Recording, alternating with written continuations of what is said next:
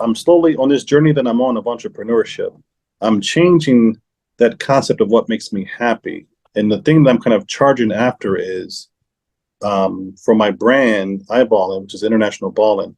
When I get that first grand prize winner that gets the trip over to Malaysia, that has never left their country, that's never left their city, their state, that has never been on an airplane before.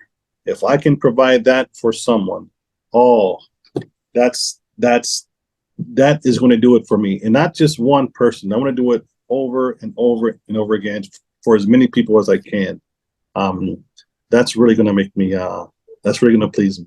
Get ready to reclaim your life, discover inspiring stories, practical tools, and the path to true happiness. This is Reclaim Your Life with Irina. Let's begin the journey. Welcome to Reclaim Your Life with Irina. Today we have a special guest, Marcus Snowden, as he is known as Snow. He's joining us from Malaysia. He started with humble beginnings, but he didn't let his beginnings deter him from living a life less ordinary. As an athlete, he joined the local basketball team in high school, then joined military and had an amazing career, served and lived in too many countries to name a few. He served then as a diplomat in the US embassies around the globe, Afghanistan, Bangladesh, and Malaysia, where he retired after 24 years of service and where he currently lives. Then he headed a logistics company with profile of heads of state logistics like President Obama, President of France, Emir of Qatar, King of Saudi Arabia, and a host of the world leaders on official state visits to Malaysia. And all of that history has led him to launch his passion project, iBallin, which is what he is currently doing today. Welcome, Snow. It is a pleasure to have you. Wow, Irina, that sounds. When you read it, it sounds a lot more impressive than what I feel like I've been doing. Really? Yes. But I do recognize that I've had an amazing lifestyle, an amazing life thus far. Yes. Thank you. Thank you for being on your show today. This is only I think it's literally my third podcast I've been a guest on, but actually, one was a test.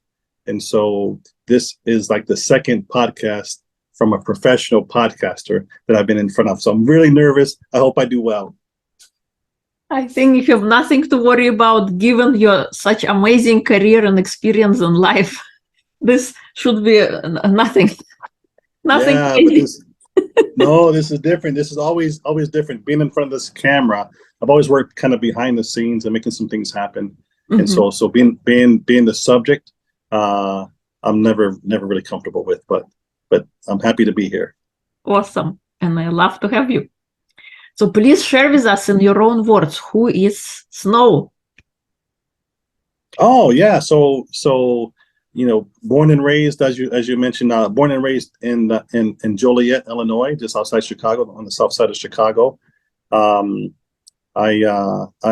joined, I started basketball kind of late in life when I was only in 8th grade, was at 13 years old or so. For Americans, starting sports at the age of 13 or 12 is late because we start at 4 or 5. Yeah. But I found that basketball gave me kind of a guideline, a guidance, a beacon to track, and it kind of kept me clear of gangs and other nefarious activities that young Black men do in my hometown. So, played basketball at an early stage in high school. I signed a letter of intent. I was halfway decent. Signed a letter of intent to play basketball for the junior college, but my journey took me elsewhere. So I joined the Air Force right out of high school, and from there, I mean, wow, 24 years served in the U.S. military, Air Force to be exact. Traveled around the globe, worked in some amazing places. Although I'm not a pilot, I got to fly some really cool jets. It was pretty cool. And as you mentioned, I served as a military diplomat in 3 embassies, from Afghanistan, interesting, Bangladesh, very interesting, and then here in Kuala Lumpur, Malaysia, where I currently live. And I retired in 2013, and I joined a company and I headed up their my portfolio was heads of state logistics. So yeah, amazing jobs doing business with and for world leaders and heads of states. And so then the pandemic happened, and that kind of threw everyone a curveball. But it gave me some time to really think about what's kind of important to me. And I was able to I was forced to have the time to launch my brand, iBallin. Yeah. Yeah, and that's what I'm doing today. That's incredible. Thank you.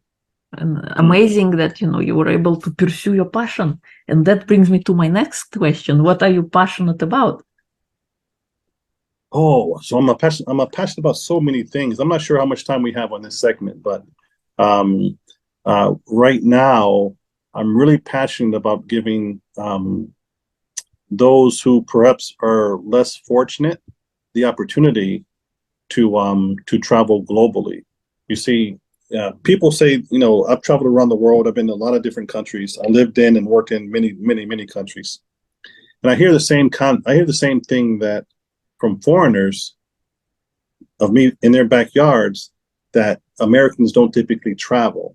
And I'm not really sure that's true, because my orbit of Americans, we do travel. But then when I think about it, people from my hometown, they stay in that hometown and they don't travel. And primarily the reason they don't travel is because it's expensive, right? And the time doesn't exist. So my passion project now has been the same one for a long time, which is giving back to societies and giving them an opportunity to travel on someone else's dime, and making them understand that global travel is possible. So I launched the brand iBallin to help with that, to help do that. So that's what I'm passionate about, is giving back to others an opportunity to travel globally, where else they would never have another opportunity to do so. I think that's incredible, and you are so right. There are many people, like, even I'm from New York. There are people who never left the island of Manhattan, let alone going anywhere far. But I do personally enjoy travel. I think it gives us a wealth of experience and knowledge that things are not just like in your backyard, but there are people live differently around the world, and you get to experience that culture and maybe open up your mind to possibility of what could be, how other people are living, and enrich your life in that way. So I love your passion project. It's incredible. What makes your heart sing? What makes my heart sing? Oh, I didn't get this question before to warm up for this question. What makes my heart sing? I will tell you honestly, it is the smile on my wife's face. Beautiful. Particularly when we are makan makani, which is that's Malay for eat, when we're eating. We're big foodies. So, travel and trying different cuisines go hand in hand. And so seeing the joy on her face when we have this nice meal makes my heart sing. That's beautiful. Incredible. What's your favorite dish? My favorite dish? Yes. Yeah, yes. All is my favorite. I would still say today, just my favorite dish is going to have to be wherever I am in whatever country, that particular dish. So here in Malaysia, it was for a very long time a dish called char kway teow, which is stir fried noodles. But Irina, I am just a sucker for pizza. I can't break away from it. Oh. But whatever country I'm in, there's always a particular specialty I like about that country. So you'd have to ask me that question, country specific. Here in Malaysia, it was char kway teow, but that's just one Chinese dish. Malaysia is a melting pot. Here in Kuala Lumpur, we have dishes from all over the world, and Indian, Malay, and Chinese cuisines, they blend nicely together. So this is it. When I travel back to the US, I have all that food we have back there, give me, I think, before a week and now 3 or 4 days of being away from Malaysia, I miss the spices of Malaysia. Oh, Yeah, it's incredible.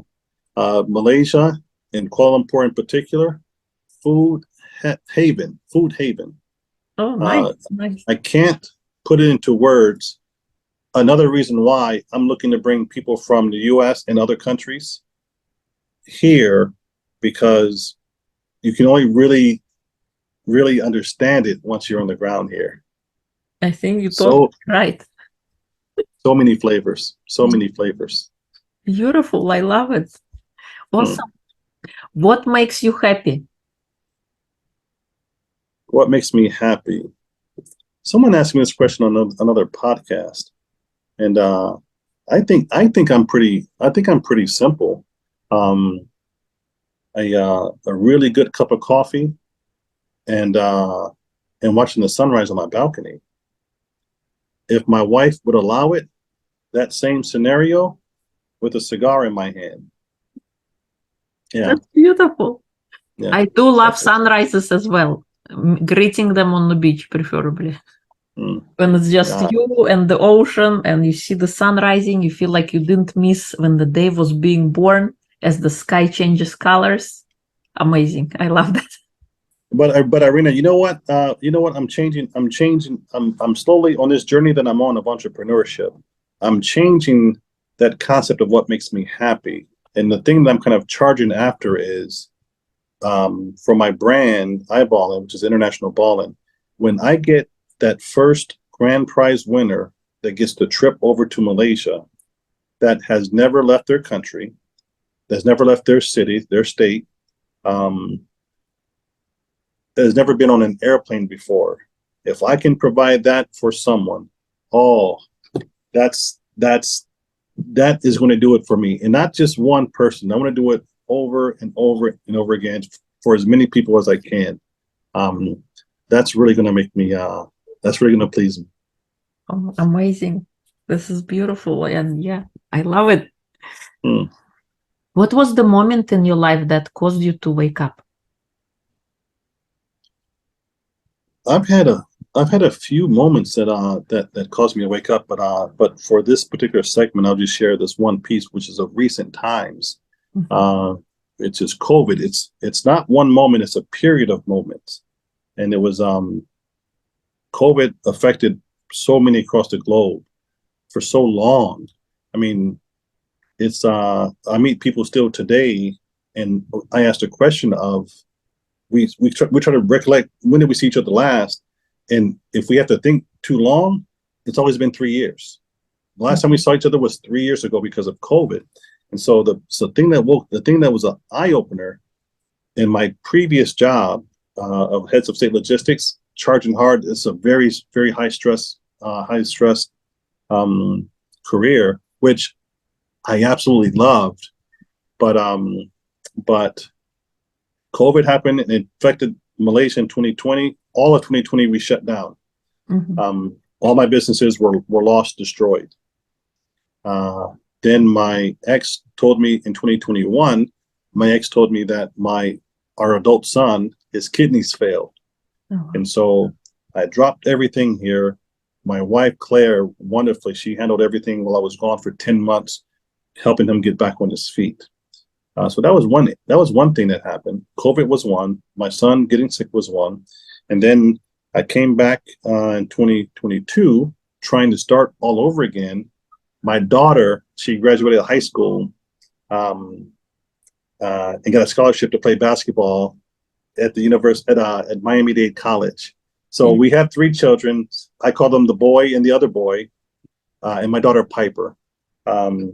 So Piper was the only athlete amongst me and my ex. And my ex and I, we both played basketball at a high level. So she got a scholarship. So I'm going back for her graduation, and 4 days before that, my mother called me and said she got cancer, stomach cancer, ovarian cancer. So 2022, I was back. Instead of being back for a week for the graduation, I was back for 7 months, again, helping that. And again, my wife wonderfully maintained everything here. So those three things were the eye openers for me. They really made me realize what's important. You never know when your time is up. You never know how much time you have. And so with the rest of my time, I've really decided that I'm going to dedicate it to giving back to as many as I can. Sure, the high level jobs of these VIPs, that's great, providing these services for those individuals.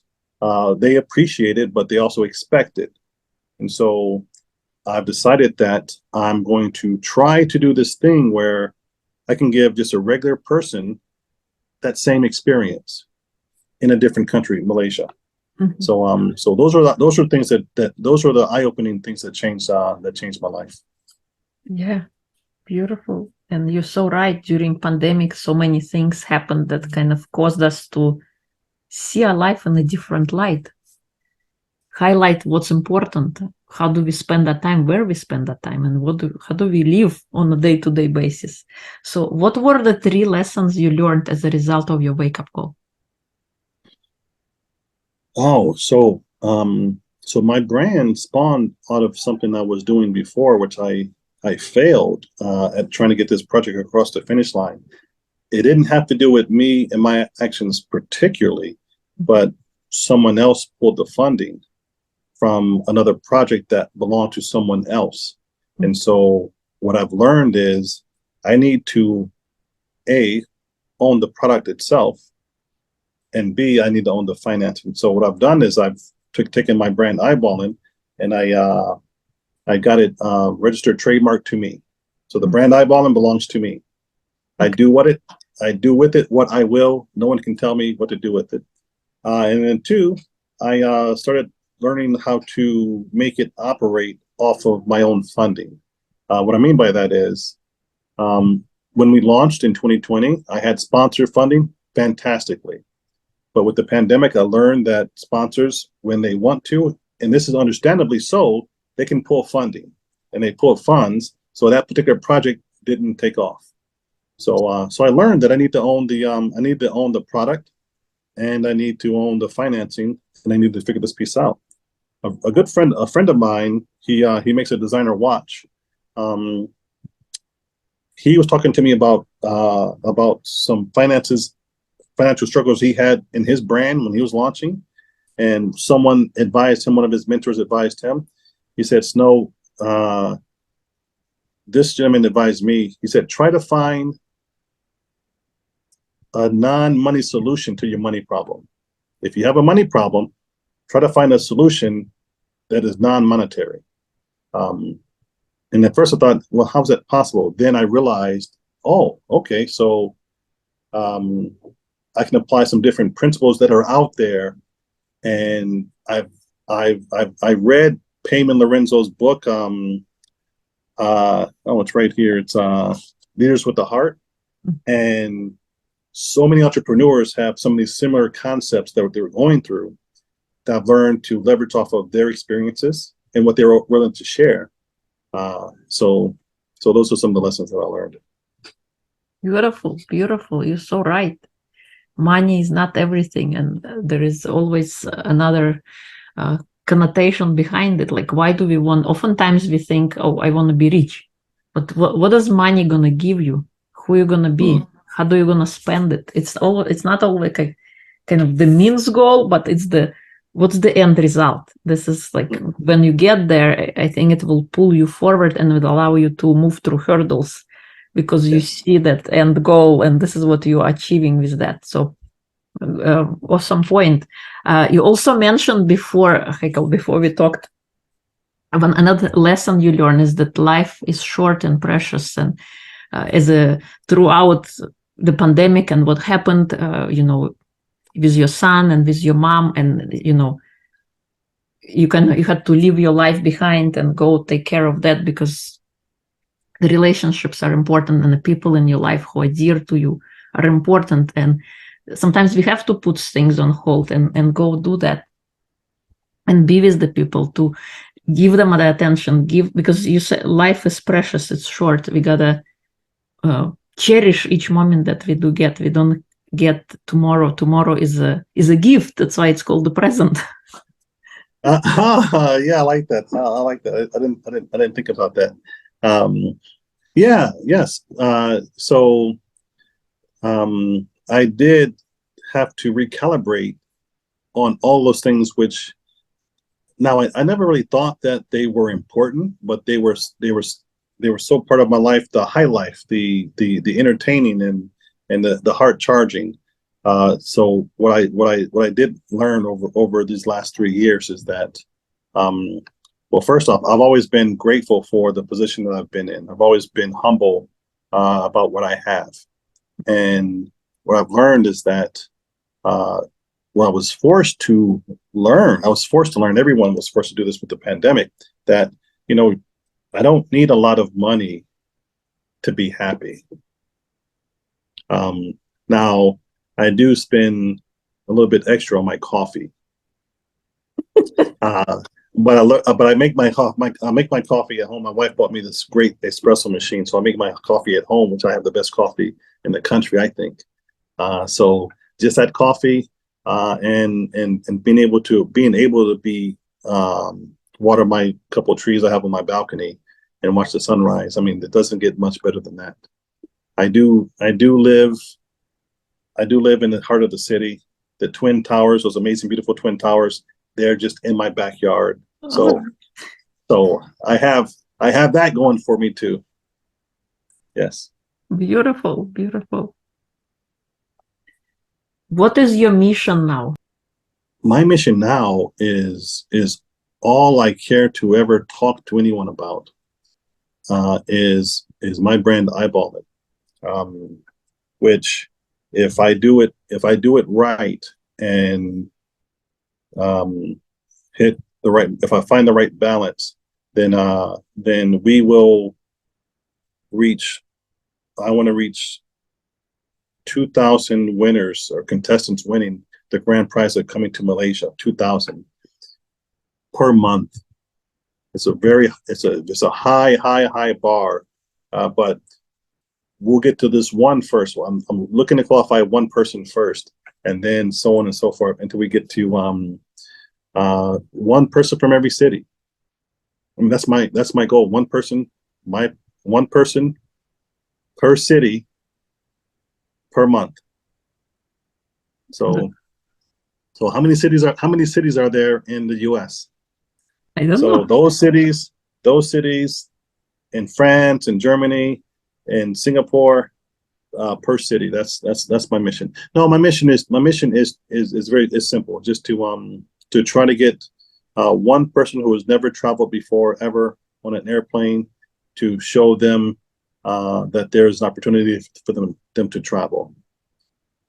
We're going to do that simply by getting people in the U.S. and other countries to first say the word Malaysia, because a lot of Americans don't know what or where Malaysia is.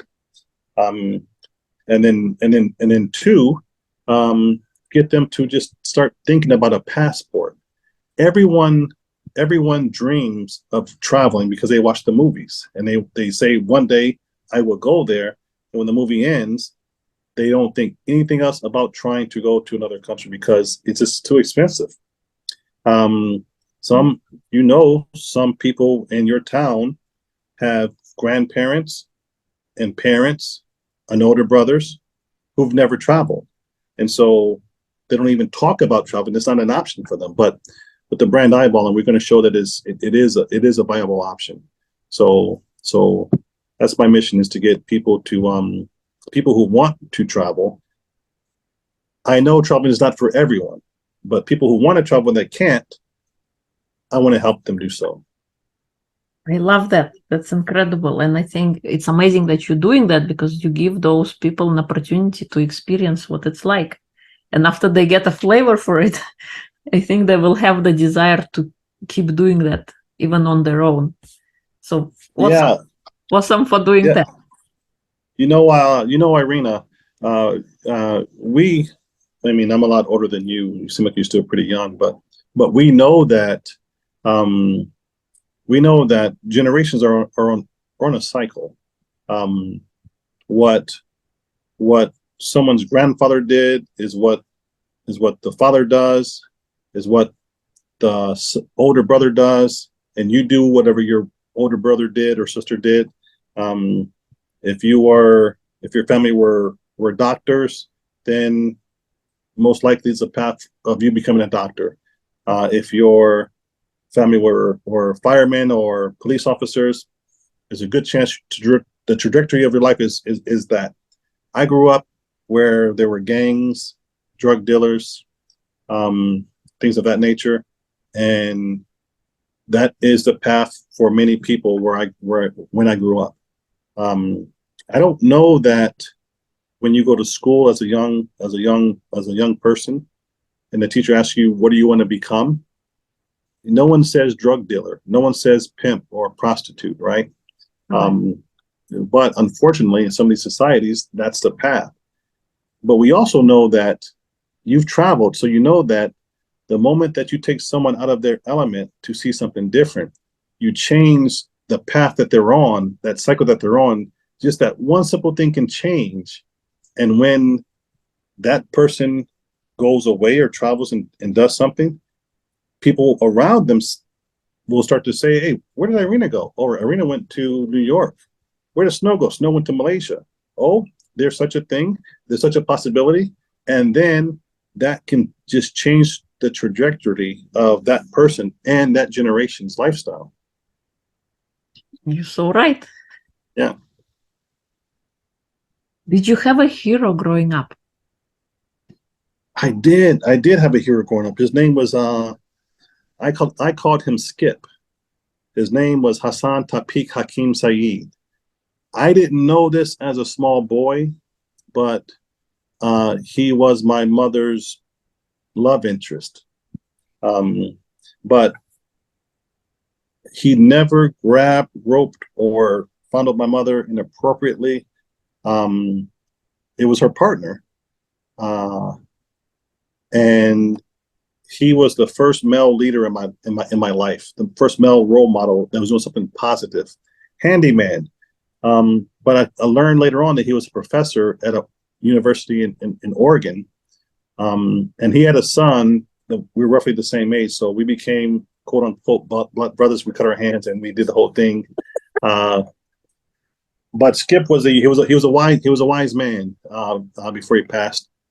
So I always looked up to him, but I didn't realize that my true role model was this poet. And there's this poem that I learned even before I knew how to read. I learned this poem. It goes like this. It's called "But I Did." I know I said that I never would, but then I thought that I never could, but I did. I heard this poem in 1979. I think I would have been 8 years old when I heard this poem. And I didn't realize what it meant back then. But as I got older, all of my challenges I've ever had have been faced with. I've always quoted that. It's called "But I Did." I know I said that I never would, but then I thought that I never could, but I did. The poet's pen name is Ray N, and the author is Regina Beverly, which just happens to be my mother. She's a poet. She's a published poet, and she's an artist. She did some abstract paintings back in her day. So these two people were my heroes and role models. I love it. That's beautiful, and I love that poem. It's so true. What were the qualities of your role model that you wanted to emulate? The qualities? Yes. Oh, strength and perseverance and humbleness. Skip, he was. I thought he was a towering figure, but as I got older, I realized, oh, he was actually not a tall man, but he projected strength in his kindness and his words. He was also pretty. I watched him on a couple of occasions handle himself physically quite nicely. But never to exert any more effort than what was necessary. And I watched him diffuse more contentious situations verbally, almost like the Jedi mind trick. You want to cause me harm, but he very calmly convinces you with words, you do not.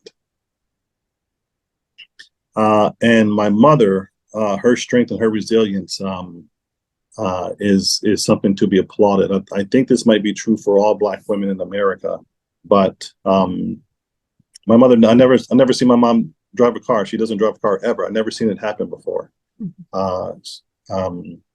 But she has become the matriarch of the family, and her resilience and her toughness and her grit. When she was diagnosed with cancer, one of the doctors told her that they were giving her different prognoses and the direction that's what's going to happen. So she said, "No, stop it. This is what we're going to do. We're not going to talk about not beating it. All we're going to talk about is what is required to beat it, and let's do that." And amazing. I don't know. It was so fast. She was at stage 4, and the time from her diagnosis to her treatment until she entered she at 71 years old entered my iBallin contest around the world challenge at 71. She did the shots 3 days before. Well, she was going through chemo, but after she did that challenge, 3 days later, the doctor says, "Regina, we don't see any cancer in you anymore." And so she set the stage early on that, let's just keep a positive mental attitude and let's do what needs to be done to beat this thing. So until today, she's cancer free. That's incredible. And I love your mother's ability, because what you focus on expands. Let's focus on a positive. Let's focus on wellness as opposed to sickness. Let's focus on things that make us feel alive. And she was able to do that. And in the way you speak, in the way you think, it all affects the life that you create. So awesome. And I love that your mom was able to even participate in your contest. How incredible is that? Oh, amazing. Yeah, amazing. Yes. Her mask on, bald head and all, just going through it. 71 years old. Oh, back then. That's amazing. Awesome. What was the smallest thing you've done that had the biggest impact in your life so far? Oh, well, I don't know if this is small or not, but I stopped drinking so much. But that's not small. I think it's a small thing, because I just decided that, no, it actually resulted from my son being in the hospital, and we had to talk on the camera, because I just flew back to the U.S. and I had to be quarantined for 2 weeks before I could see him. And one of the things he said that, when we were on the screen, he said that he misses his rum. And I said, "Okay, well, son, out of solidarity to you, I won't drink anymore until we can have a drink together." And so 4 months later, when he's out of the hospital now, and he comes down the stairs on his own ability. I used to have to help him up and down the stairs to make his meal. But he went into the kitchen, and I dared not make a big deal about it. But he came back out of the kitchen with 2 little shot glasses, and he gave me a shot. We took it. And so, but when I decided that I'm going to not have a drink until we can have it together, I don't want to make it sound like I was an alcoholic, but there's lots of engagements over here, lots of diplomatic events, lots of cocktail parties. Irina, a lot. There's I think I forget how many embassies are here, but 32 embassies. We're invited to all the events every year, and then there's always different clients to entertain. So you can imagine what it's like with this involved. So there's a lot of alcohol involved, but saying that I'm not going to, out of solidarity to my son, I won't drink again until we can do it together. That week, waking up, I felt different every morning. I felt different. And then I didn't understand what that difference was. It wasn't like withdrawals or these pains. It was no hangover.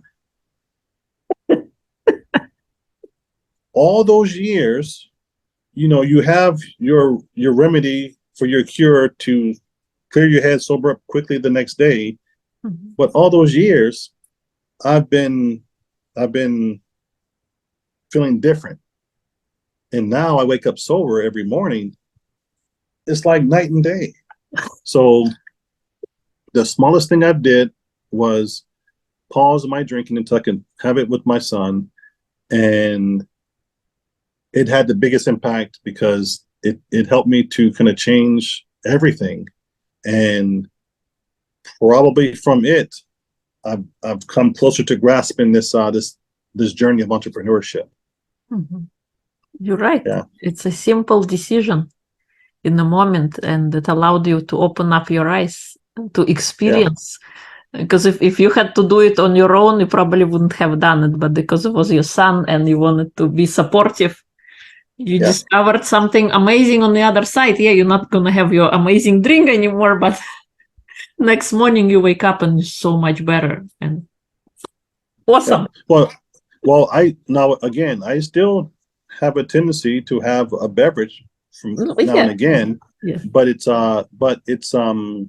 I come nowhere near that bottle and a half of whiskey single malt that I was able to drink in the past. Yeah. Awesome. What is your superpower if you had to pick one? You know what? I told my kids when they were small that there's you introduced me as Marcus Snowden, and then you said Snow. No one knows Marcus Snowden. Everyone only knows the name Snow. But I told my kids that your old man has superpowers, and I told them this well, the boy is 32 now, and the other boy is 27, 28, I think. Oh, wow. My daughter is just turned 20, going to be 21 this year. But I told them when they were all small kids, I think 5 or 6 years old, each one at different times, that your old man has superpowers. I'll tell you when you get older as an adult. And so I explained to them that my superpower is communication. I can typically get what I want. I can typically make you do what I want you to do. Just by communicating. I think that's very important quality to have. Yeah, I'm not sure how true it is, but I like to think that's my superpower. I got on your talk show. You did. What do you want to create next? Any fun projects on you working that you like to share? Oh yeah, so one thing I'm working on right now is this brand called this iBallin, International Ballin, this around the world challenge. This is it's a basketball contest all online. It's a shooting contest, a shooting challenge. You've seen basketball, the NBA, you've seen the 3-point shooting contest at halftime. It's very similar to that, but not everyone wants to shoot 3-pointers for basketball. But everyone, and not everyone can make those shots. But basketball players and non-basketball players, they can all take these 10 shots: a right side layup, a left side layup, a left side jump shot, a free throw, a right side jump shot, and 10 spots around the 3-point line. The most points in the fastest time advances to the finals, where they're playing for the grand prize trip around the world to Malaysia. So this is a project I'm working on right now, but I realized that we have to take this in stages where I I told you before, I'm trying to give back to societies to get them the concept of wanting to travel. So the what I'm doing is for the prizes is the first round of contestants, the winner wins a passport. Nice. We're encouraging people to get passports. So this project Around the World Challenge, first place winner gets $200. Second place winner gets $100. But for first place, we're going to encourage you to use that $200 to buy your passport. And when you show us your passport, a new passport, we're going to reimburse you up to $200 for that passport. Because you're playing in the finals, and that winner of the finals will win a trip overseas. And we want to take care of all expenses when that happens. So the first expense is to get a passport. And you and I both know that once you get one of these little things, that's the key to unlock the doors to an amazing adventure that you can have. Yeah, incredible. Who is this contest for? Who can participate? Oh, this contest is open for everyone. Now that's a broad canvas. So it's specifically basketball players, male, females of all ages. Our kiddies, our juniors, we're going to give them certificates of participation. We'll have challenges where they will get trips to Disney World as a grand prize. And basketball teams, the teams with the best score overall collectively, they're identified. We're setting up these things called micro sponsorships where you, Irina, if you wanted to, you could sponsor a team. It's only $5 per person, team of 5. It's only $25 to sponsor your own team to be in a global challenge and have them carry your banner globally as they progress and win in the contest. Churches, fire departments, police stations, corporate companies. It's just a fun kind of a fun team building kind of concept to see whose players can make it the furthest. So it's literally for everyone. Awesome. Why are you doing this? Why am I doing what? This contest is brand? Yes. Oh, because this is what I found when I explained to you before. I need to find a non-money solution to my money problem. It costs about $5,000 to send someone over here to give them what I want to give them. Okay. And I'm doing it because I want to positively affect a young person's life for the rest of their lives. What was the first country you've ever visited that you remember? My favorite one was Italy. Italy was your favorite country. It was my first overseas trip when I was here in the US, but US was my first country because I came from Uzbekistan. Okay, Uzbekistan, yeah. So US was my first country, international. So I've been to I think more than 35 countries. I forget so many countries I've been to. France was the first country I've ever visited, was France. My point is, you always remember your first. I remember the first girl that I kissed, Kendra Holiday, through a chain link fence. But you always remember your first. So why am I doing this? Is because I want to be responsible for someone's first trip ever. And so if that can happen for me, if I can reach out to folks and get them their first passport, they will know that, oh, I got my first passport through the brand iBallin. Mm-hmm. My first trip overseas was funded by this trip iBallin. Now, I want to share that experience with my micro sponsors. So you can imagine the barbershop or the corner store in your hometown in New York.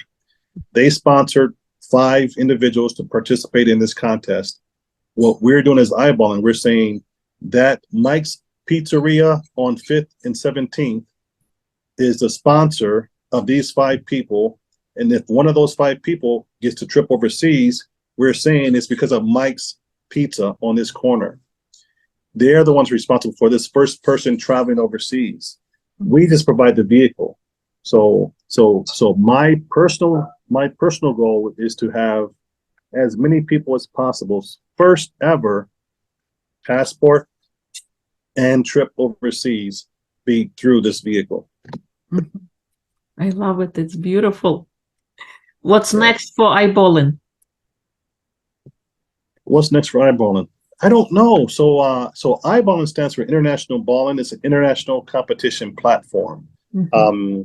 We do contests. We do just fun, amateur-based contests just for fun with amazing prizes. Last year we had a singing contest. This year we're doing the basketball.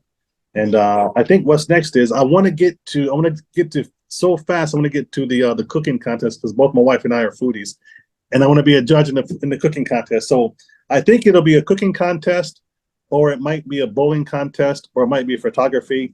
And one I really want to see is our portrait rating contest. So I'm not really sure what's next. I'm going to reach out to my community and ask them what would they like to see in terms of a contest that can award someone international travels. I'm not sure who your audience is or who's going to be watching this, but I'll even ask your audience to contact you and put in the chat a response. What contest would they want to see next from this brand that provides people international travel? Our hashtag is, or our motto is, iBallin, play locally, win globally. You participate in your backyard, and from your backyard, you have an opportunity to win a prize that gets you global travel. So to reclaim your life audience, what contest would you like to see next for iBallin? We have makeup makeover contest in the pipeline. We can do, I'm excited to do a weight loss, the Biggest Loser contest here, and a chopstick eating contest. Anything fun, anything silly to win, get the community involved locally, connect with people on a global basis, and win amazing prizes. I love it. That's incredible. And I love that it's so versatile. So it doesn't matter who you are, where you're from, you can do your skill, do your passion, and win something, win a trip. Yeah. The concept of my brand is that we want, I see all of these young people now, they're working so hard, which is fantastic at their element, at their sport, at their discipline, whether it's singing, dancing, cooking. You must put that work in, but at the same time, you should have some fun. And even if you're not the best in this particular contest, my programs are set up to where we're going to make it available for people who are not the best, but just are passionate to have a chance to come over as well. So it's for everyone. Beautiful. Awesome. Is there anything I haven't asked that you would like to share? Green. You haven't asked me what's my eye color. My color is green. Okay. No, I think you've asked some amazing questions. I don't know if I answered all of them properly, but yeah. There is no wrong or right way to answer a question. It's just your experience. Yes. So thank you so much for coming on. And I love the concept you're sharing and what you're bringing to the world with giving young people ability to travel and giving them that flavor of what can be possible, especially for those who never been outside of their local place. And the fact that you have reclaimed your life, you notice that connection, relationships are so much more important. Life is short and precious, and money is not everything. And it doesn't matter where you've been or where you're going, but what's important is who you're bringing with you. I think those are important lessons that you got from your wake-up call. So it was a pleasure to have you. Thank you so much for sharing your wisdom, your experiences, and the brand that you're bringing. Really loved having you. Thank you for inviting me on your show. I really appreciate it. It's an honor to me. And as a result, I am looking forward to launching my own podcast very soon. And I definitely would like to. I'll definitely be requesting for you to come on my podcast as well. Thank you.